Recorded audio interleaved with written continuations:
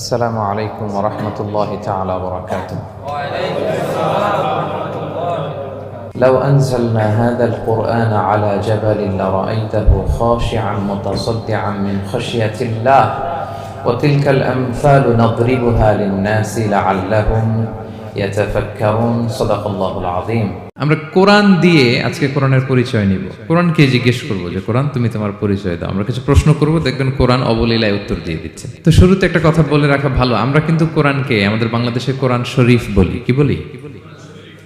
কিন্তু কোরআনে কোথাও কোরআনকে কোরআন শরীফ বলা হয়নি।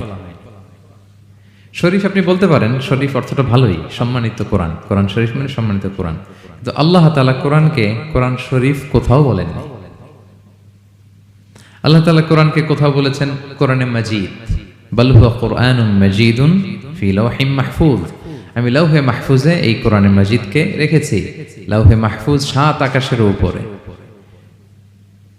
তুলুহু মা বাইনাস সামাই ওয়াল আরদ, আকাশ জমিন যত লম্বা লাওহে মাহফুজ ঠিক তত লম্বা।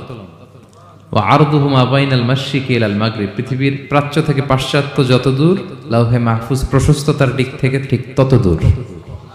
ওহু মিন দুররাতিন বাইদা, সাদা ঝকঝকে ডায়মন্ড দিয়ে আল্লাহ লাওহে মাহফুজকে তৈরি করেছেন। এটা হচ্ছে কোরআনের বাড়ি 7 আকাশের উপরে। তা আল্লাহ বলেছেন বাল হুয়া কুরআনুম মাজিদ, কোরআনে মাজিদ বলছেন আল্লাহ, কোরআন শরীফ বলেন নাই। আরেক আয়াতে আল্লাহ তাআলা বলেছেন ইয়াসিন, তারপরে কি ওয়াল কুরআনিল হাকিম।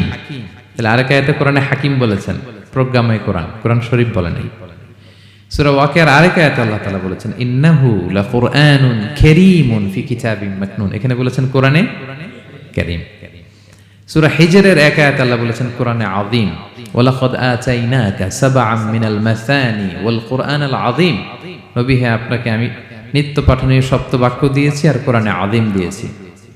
তাহলে আল্লাহ বললেন কোরআনে মাজিদ, তিনি বললেন কোরআনে হাকিম, তিনি বললেন কোরআনে কারীম, কোরআনে আযীম। কিন্তু এগুলো সব থেকে আমরা কি বলি?